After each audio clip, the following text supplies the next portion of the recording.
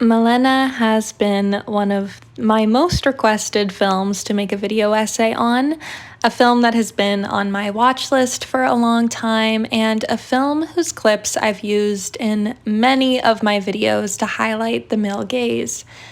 Upon finally watching Malèna this month, I found this film to be a striking case study on women's unique relationship to the male gaze, both externally and internally.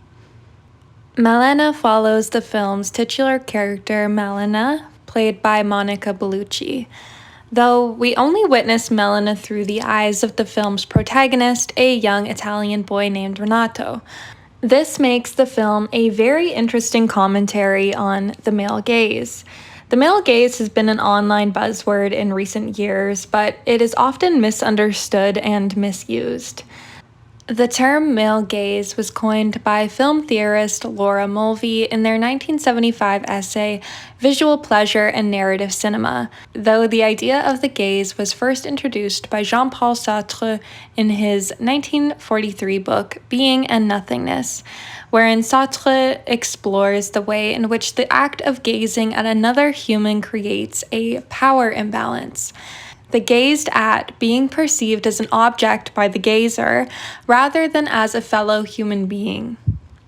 John Berger later expanded on this concept in his 1972 book Ways of Seeing, in which he applied the idea of the gaze to paintings, and the way in which the gaze is often men gazing at women, therefore inherently enhancing the already existing power imbalance between men and women, though in this case through art. And the way in which the gaze impacts the way women view themselves, having only witnessed themselves represented through the lens of how men view women and rarely how women view themselves. Having subconsciously learned and internalized this gaze, this creates a disillusionment of the self. The male gazer is now not only an external figure within the lives of women, but an inescapable surveyor that lives inside of her own mind. Through this internalization, she commodifies herself as an object to be consumed, losing a piece of her own humanity. Renato perfectly exemplifies this quality, the idea that someone may always be watching, and that there is a performance to be staged and consumed within this imaginary gaze. As we will further explore and discuss, Renato's obsession with Malèna leads him to spy on her in her most intimate, polarizing moments of both grief and mundanity. Renato watches Malèna as she mourns the death of her husband, and he watches her as she folds laundry. Though in both moments of mundanity and grief, Malèna cannot escape the sexualization of her existence as a woman, even in the supposed privacy of her own home. Therefore, Renato represents the real physical male gaze, but also the internalized male gaze. As Berger highlights in Ways of Seeing, her own sense of being in herself is supplanted by a sense of being appreciated as herself by another. One might simplify this by saying, men act and women appear. Men look at women and women watch themselves being looked at. This determines not only most relations between men and women, but also the relation of women to themselves. The surveyor of women in herself is male, the surveyed is female. Thus she turns herself into an object, and most particularly an object of vision, a sight. Malèna is emblematic of this gaze, and the relation between the masculine and the feminine, the surveyor and the surveyed. We, the audience, only come to know Malèna through the way she is perceived by men, or more specifically by Renato. Before we dive further into the video, I want to talk about this video's sponsor, which is my Substack. I wanted to take a moment to promote my Substack, which is a place where I post extra essays and more personal musings. I recently posted a short essay titled An Ode to the Final Moments of Summer, which is a musing on the end of summer and the emotions it brings up for me. I have a lot of things planned for the Substack in September, so if you're interested, please check it out. It is a great way to support my channel. Anyways, back to the video. We are first introduced to Malèna when Renato sees her for the first time. He is with a group of local teenage boys as they gather and prepare themselves to ogle at Malèna, the most beautiful woman in the town. The boys wait with eager anticipation until she finally arrives. She walks down the street silently, keeping to herself as her eyes are locked to the ground. The boys stare at her, undressing her with their eyes. The film's protagonist experiences newfound sensations pulsing through his body, as if he was becoming sexually awakened by merely laying eyes on Malèna. After Malèna walks by, the boys stare at her behind, making crude comments amongst themselves about her body before they hop on their bicycles and quickly move down the street in order to watch Malèna walk by again. Malèna's husband is in the armed forces fighting abroad, and therefore she lives alone in the town. Her only company is her elderly father, a professor at the school, whom she cares for. Due to Malèna's solitary status and undeniable beauty, she becomes the subject of intense lust by the men and intense hatred by the women of the town. Due to the desire Malèna sparks in the men in the town, she is frequently dehumanized. She is sought after, but not respected. After Malèna walks through the town, the camera lingers on the men who lust after her. They discuss Malèna as though she were not a person. The men dissect Malèna with their eyes, but also with their words as they make vulgar comments about her body. Simone de Beauvoir wrote in her book, The Second Sex, "The young girl feels that her body is getting away from her. On the street, men follow with their eyes and comment on her anatomy. She would like to be invisible. It frightens her to become flesh and show flesh." Malèna exemplifies this as she is often visibly anxious and uncomfortable by the attention she receives. She often keeps her eyes to the ground, moving quickly to where she needs to go. Though the sexualized attention she receives is both palpable and inescapable.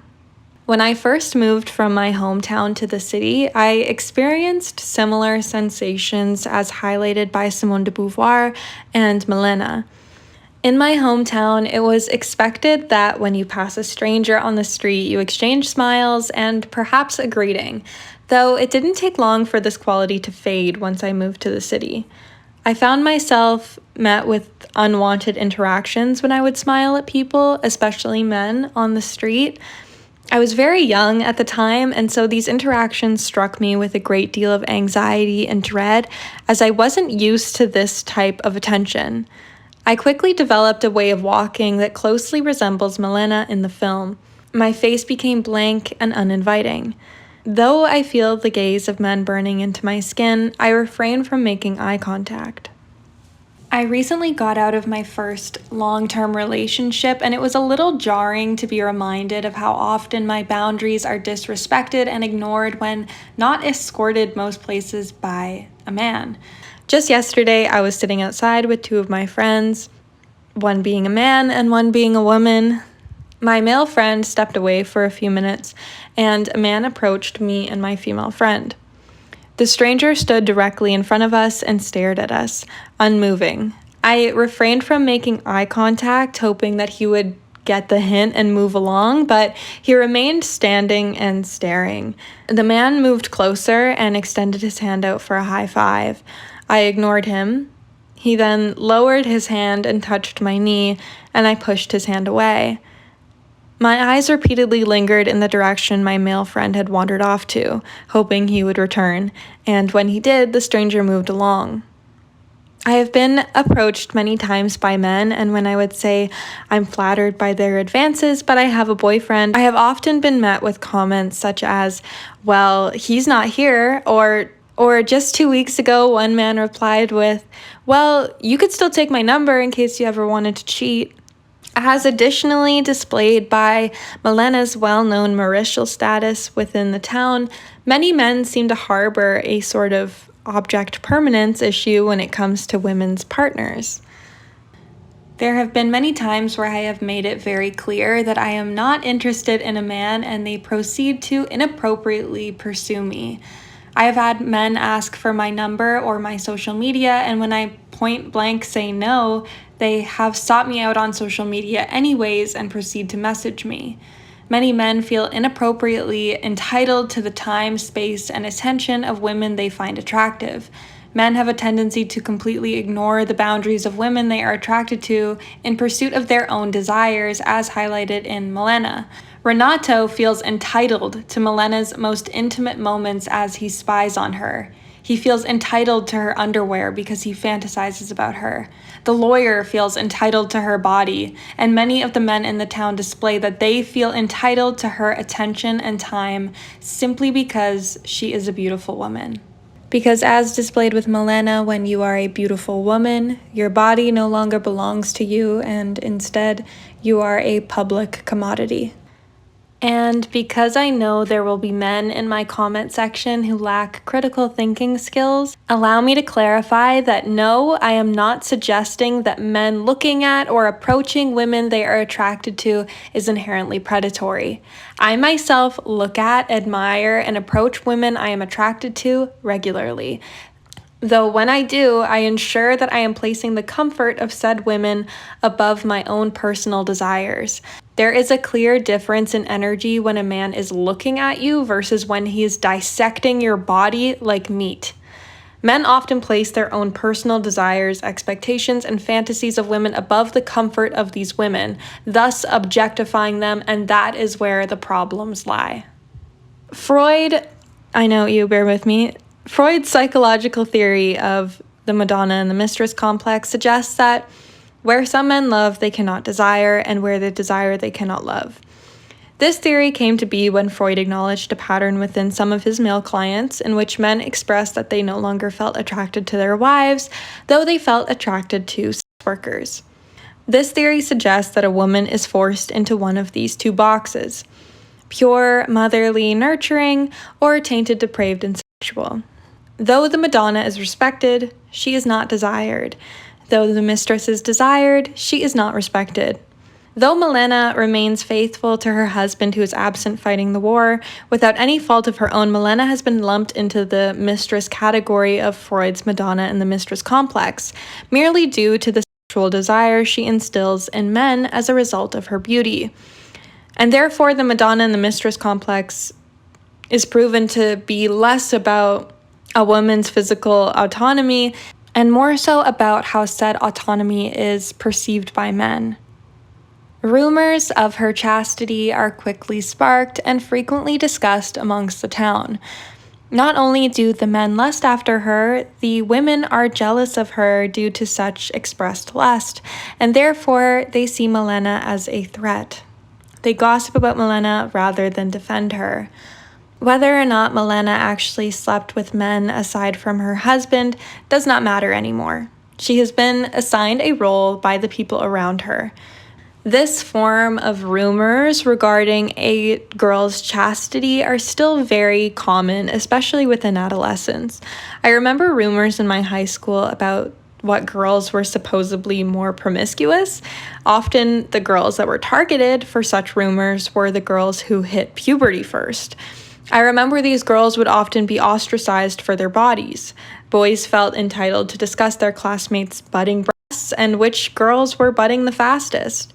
In similar vein to Malèna, these rumors were likely started by boys who seek to sexualize these girls, or by girls who are naively jealous that their bodies are not receiving this type of attention. I myself was a bit of a late bloomer, but I remember my friends who hit puberty first were very uncomfortable by this newfound attention and sudden unapologetic discussion and objectification of their bodies. Like Malèna, these girls were targets of sexualized rumors because of their bodies, and whether or not these rumors actually reflected their actions didn't matter. Their reputations were tainted within the school. It is soon revealed that Malèna's husband has suddenly died at war. Malèna is stricken with grief, but rather than being comforted or sympathized with by the citizens of the town, the dehumanization of Malèna only accelerates. The men and boys now cheer that Malèna is available for the taking, And the women grow increasingly jealous as her newfound position as a widow increases her perceived threat. When Malèna is absent from her husband's funeral, the gossip only grows. Rather than assuming she is paralyzed by grief, the town whispers. One woman says, "Oh, she's already out looking for a husband," while a man declares, "She'll need a warm bed now." Even in her grief, she is merely a sexual object, unworthy of respect or sympathy. Renato goes to Malèna's house and spies on her. The boy finds Malèna in her bed, adorned in all black and sobbing.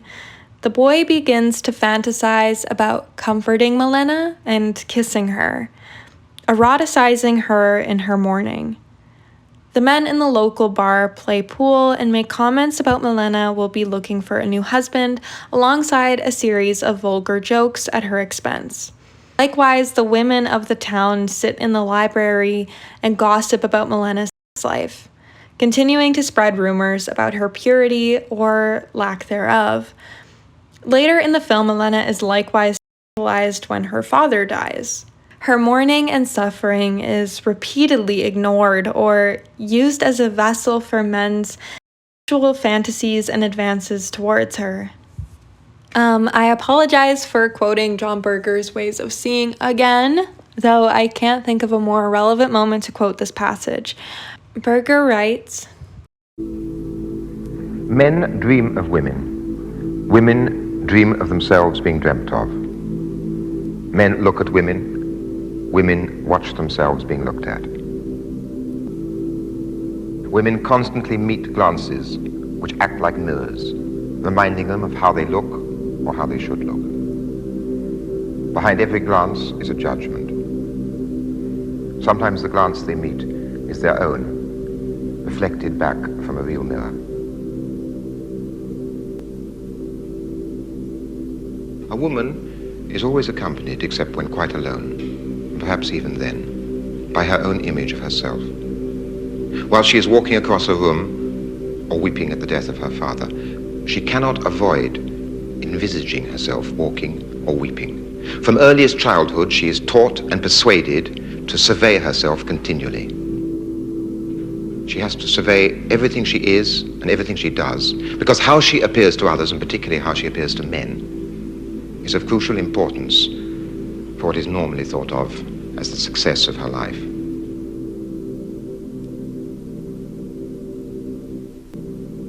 Here, Berger discusses the internalization of the gaze, the way in which the gaze becomes an ever-present internal reality for women. Renato represents this as he could be spying on Malèna at any moment, projecting his fantasies onto her. Even in her most intimate moments, Malèna is being dissected and devoured by the male gaze. Malèna walks through the town dressed all in black, the appropriate attire for a newfound widow. The men offer their condolences for her loss, though as soon as she is out of earshot, they begin to speak amongst themselves about her body. She may have their attention, but she doesn't have their respect, as is repeatedly proven. Renato proceeds to spy on Malèna mourning in her home and steals a pair of her underwear from the clothesline in order to aid him in his sexual fantasies towards Malèna, a scene in which I found disturbing. Renato is often framed within the film as being more innocent and earnest in his intentions towards Malèna, contrasted by the more vulgar older men in the town, though Renato repeatedly proves that he is no better than the other men in the town, despite what he may like to believe. Renato repeatedly disregards Malèna's humanity in pursuit of his own narcissistic fantasies as he invades her privacy through spying on her and steals an intimate item of her clothing from her in order to further objectify her. Renato, like the older men in the town, does not view Malèna as a person, but merely a vessel for his own sexual desire. Malèna's father receives a knock at his classroom door while he is teaching the students. He is handed a letter that reads urgent on the front, and when he opens the letter, it reads, "Your daughter is sleeping with the whole town." The professor walks out of the classroom ashamed. The boys rejoice at the letter, proclaiming that they now have a chance with Malèna. Malèna later attempts to visit her father, though upon attempting to unlock the door, she realizes that the locks have been changed, indicating that he no longer wishes to be visited by her or speak to her out of shame. The truth being once again irrelevant, as she has been assigned this role by the town, and her reputation tainted. Whilst again spying on Malèna, Renato discovers Malèna in her home with a local handsome Air Force officer. The interaction has implied romantic connotations and takes place nearly a year after Malèna's husband has passed. As the officer says goodbye to Malèna and exits her home, the town doctor attacks the officer, declaring that the officer is stealing his woman from him, referring to Malèna. The doctor's wife then appears and begins berating her husband for cheating on her with Malèna. This only intensifies the rumors about Malèna's supposed promiscuity. The town calls Malèna a whore and a homewrecker, and she is forced to attend court over the alleged affair with the doctor. Malèna and her lawyer defend her innocence, she states that the only time the doctor has ever been in her home was to give her medicine for her father. Malèna, with the help of the lawyer, proves her innocence, and they win the court case. Through Renato's spying eyes, we witness Malèna in her home after the court case, where she is seen dancing with her lawyer in the living room. The lawyer begins to grope Malèna inappropriately, and Malèna responds by giving the lawyer the money she owes him for his services. She explains that she understands the money is not enough to cover his usual fee, to which the lawyer responds by throwing her money on the ground and declaring that there will never be enough money while simultaneously moving closer to her. Malèna earnestly asks how she could repay him, to which the lawyer answers by grabbing Malèna and sexually assaulting her. He drags her to the bedroom where it is implied that he rapes her. After witnessing the rape, Renato visits the church where he asks God and his saints to watch over and protect Malèna. Renato says to the statue of a saint, "I forgive her. She did it to pay her lawyer fees, only once and never again." I know this outlook is lightly a reflection of the time period in which the film is set, but I couldn't help but be so disgusted by Renato's outlook on Malèna's assault, as if rape is something in which the victim needs forgiveness, and as if Malèna is to blame. This additionally exposes Renato's entitlement towards Malèna's body. He feels as though he has the authority to offer her forgiveness, when forgiveness was never asked to be given by him, because Malèna hardly even knows that he exists. Renato watches as Malèna walks through the town, where she is ogled at and catcalled as usual, only finding salvation when she slips into an empty alleyway. A man suddenly emerges and Malèna approaches him. He has a bag of sugar, flour, and bread. Malèna hungrily rips off a piece of bread and places it in her mouth, before she admits that she is unable to pay the man right now. The man touches her face and says, "That won't be a problem," alluding to sexual activities. Malèna remains poor because the women in the town all dislike her, and the men cannot hire her because the wives will see her as a threat. Suddenly, enemy forces bomb the town, and Malèna's father is found in the rubble and declared dead. A funeral is held, and during the funeral procession, Malèna walks behind the hearse, which is pulled through the town. The teenage boys follow Malèna in the funeral procession and stare at her behind as they do, once again objectifying her in a time of grieving. Renato later watches Malèna in her home as she lifts scissors to her head and begins to snip away at her long hair.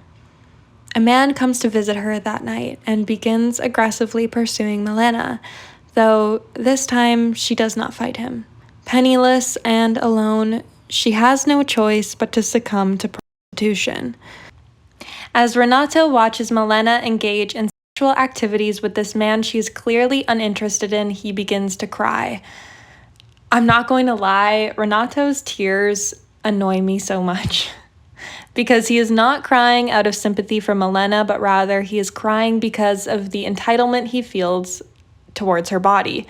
When Malèna was he did not cry, because in his eyes, her chastity was not tainted by this act, as she was not willingly engaging.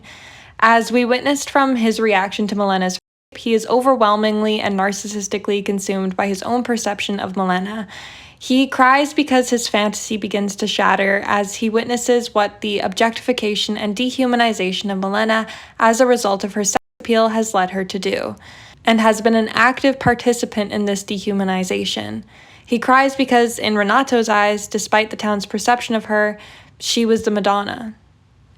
And yes, I know Renato is a child, so I am giving him some sympathy in that sense, though I think as Malèna acts as a catalyst for his sexual awakening with that transition into quote-unquote manhood, we witness Renato fall victim to these patriarchal, misogynistic behaviors towards Malèna, though still accompanied by some of his childish innocence and naivety. The next time Malèna is seen in the town, her hair is short and dyed a vibrant shade of red. She walks through the town as everyone whispers. For the first time, instead of walking by, she sits at a table in the courtyard. Malèna reaches into her bag and places a cigarette delicately between her lips. Several hands immediately emerge around her to light her cigarette. Malèna is hesitant, but allows it, as if hesitantly accepting her newfound life. Laura Mulvey writes in their essay, Fears, Fantasies, and the Male Unconscious, women are constantly confronted with their own image in one way or another, but what they see bears little relation or relevance to their own unconscious fantasies and their own hidden fears and desires. They are being turned all the time into objects of display, to be looked at and gazed at and stared at by men. Yet in a real sense, women are not there at all. The parade has nothing to do with women, and everything to do with man. The true narcissistic exhibit is always the phallus. Women are simply the scenery onto which men project their narcissistic fantasies. Malèna is aware of the way she is perceived, and in her moment of desperation, she leans into that role. She becomes the seductress that everyone has painted her to be. The next time we see Malèna, she is blonde and accompanied by a local sex worker named Gina, as they seduce German soldiers who occupy the town. The town gossips, calling Malèna a slut and criticizing her for sleeping with Nazi soldiers, despite the fact that the town's scrutiny and ostracizing of Malèna is what put her in the dire financial situation to have no choice but to do so. Role theory is a theory that suggests that when we are in a community that has a certain perception and expectation of how we should behave, we are more likely to conform to that role and behavior, even subconsciously. Malèna's reputation within the town became a self-fulfilling prophecy in which people told Malèna the mythology of who she is, and despite the dissonance in Malèna's reality, the self-fulfilling prophecy eventually became realized, and Malèna became the seductress the town mythologized. The town is later liberated from Nazi occupation by American soldiers. The town celebrates the liberation with cheers and festivities. The women of the town band together and plot to destroy Malèna. "Let's go give that shameless whore what she deserves," one woman yells. The women storm the brothel and drag Malèna out by her hair into the street. The women begin to beat Malèna as they tear her clothing, exposing her chest. When Malèna is bloodied, bruised, and weak, a woman pulls out a pair of scissors and cuts Malèna's hair until she looks haggard. Malèna cries out for help. She pleads to the crowd, though no one makes a move to help her. Malèna stands, and as she does, she is shaking violently. The women in the crowd yell at Malèna. "Get lost," one woman shouts. "Disappear," yells another.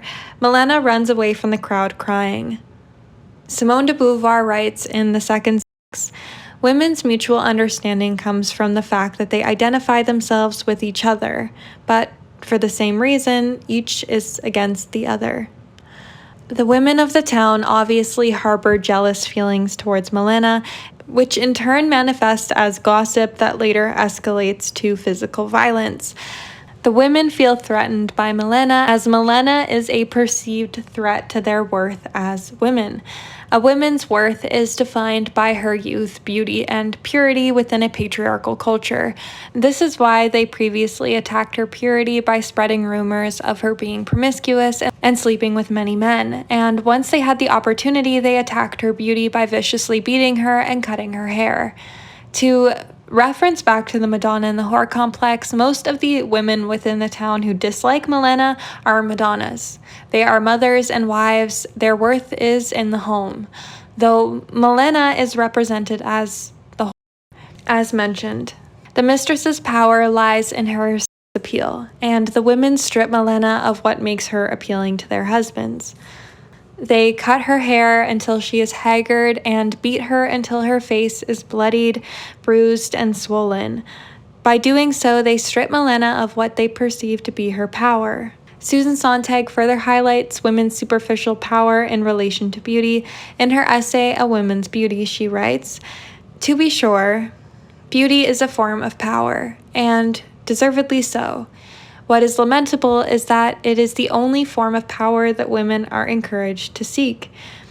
The power is always conceived in relation to men. It is not the power to do, but the power to attract. It is a power that negates itself.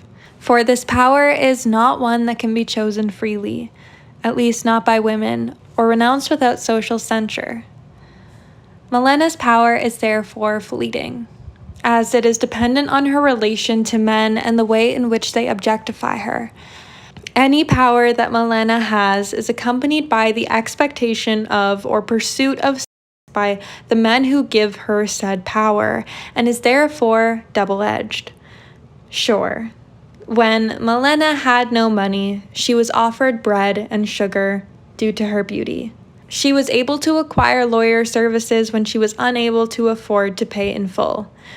Though this perceived generosity came cloaked with the anticipation of sex as payment. None of these were offered to Malèna due to kindness or humanity. They were offered due to the expectation of a transaction, with Malèna's body being the commodity. Even Renato, who repeatedly defends Malèna, only does so not because he feels it is wrong to spread rumors and gossip, but because he feels a sort of entitlement over her due to his sexual attraction towards her. Renato is hardly better than the dentist who referred to Malèna as his fiancée, despite Malèna having only spoken to him once. I was talking to a friend recently about how, despite being what some would consider to be conventionally attractive, I have very rarely accepted free drinks from men at a bar, for example, because I feel uncomfortable with the inherent sexualization of the transaction and what is expected of me from accepting to partake in said transaction. Additionally, I think most women can attest to experiences in which they believe a man to be their friend with earnest intentions, only to be met with the harsh reality that the friendship was a facade masquerading the intent to sleep with you. These experiences leave you with a sick feeling of being stripped of your personhood and being seen as merely a body and vessel for sex. The next time we see Malèna, she is at the train station. She is dressed normally, though her face is bruised and swollen. She attempts to conceal her wounds and her cut hair with a headscarf. For the first time in the film, Malèna is not stared at as she walks by, her beauty stripped by the beating as the women of the town intended, further emphasizing Sontag's sentiment from earlier of how this perceived power of beauty can be so easily stripped, as it was always inherently superficial and fleeting. Renato watches as Malèna boards the train. Everyone on the train waves goodbye to a loved one on the platform, though Malèna waves to no one. She is isolated and alone. Back in the town, a man arrives. A soldier returning from war. The town whispers quickly spread. It is Malèna's husband who has returned. When the man arrives at his home expecting to meet his wife, he is confused as his home has been overtaken by refugees. The man searches the town, asking everyone if they have seen his wife Malèna. Citizens of the town pity him more than they ever pitied Malèna, though no one has the courage to tell him the truth of what happened to his wife. In his search for Malèna, one man eventually angrily declares that the soldiers should search the brothels for his wife. They state this as if they didn't drive Malèna to her fate. Renato eventually has the courage to write Malèna's husband a letter explaining what has happened and defending Malèna against the town's accusations of her infidelity. Renato explains that Malèna was faithful and only driven to make the decision she did out of desperation. Renato tells Malèna's husband that he last saw her boarding the train to Messina. The husband boards the same train Malèna did, and like Malèna, he is alone in a sea of people waving goodbye to their loved ones. A year later, Malèna and her husband return to the town. Everyone stares. Malèna looks much more plain than when she lived in the town a year ago. When Malèna is at the market, the women whisper about her. She has wrinkles, one woman says. She gained weight, says another. Finally, one woman admits, but she's still beautiful. One of the women who beat Malèna look up at her and says, "Good morning, Miss Scordia." This is the first time anyone in the film addresses Malèna as a human. This is the first time anyone regards Malèna with kindness, without the desire to sleep with her or tear her down. Malèna is shocked by this and looks up from the fruit stand and says good morning to the woman. The other women in the town follow suit and begin saying good morning to Malèna. They offer her clothing and food, perhaps out of guilt for what they have done to her, or perhaps because they no longer see her as a threat they once perceived her to be, now that she is returned with her husband. Renato watches as Malèna leaves the market. She suddenly stumbles, spilling the fruits from her bag onto the ground.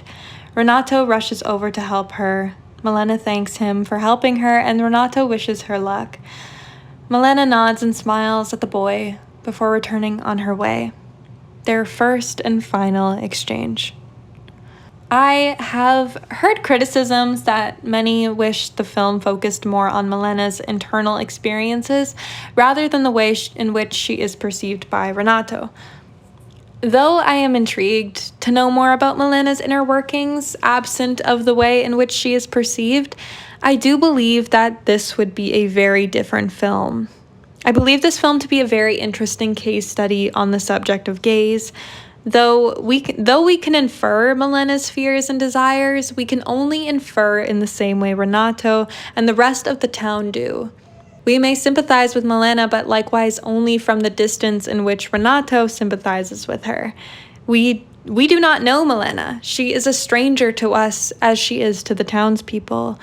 We only know her as intimately as Renato does, as we piece together the puzzle of Renato's perception of her. As we gaze at her through the spying eyes of Renato, we, the audience, are mere bystanders and strangers to Malèna's suffering. As the subject of our gaze, we consume her. And that's all for today. If you're interested in more content and supporting my channel, be sure to check out my Substack. And if you're interested in connecting on other platforms, I also have my Letterboxd and my Instagram link below. That's all for me. Thanks for watching. Bye.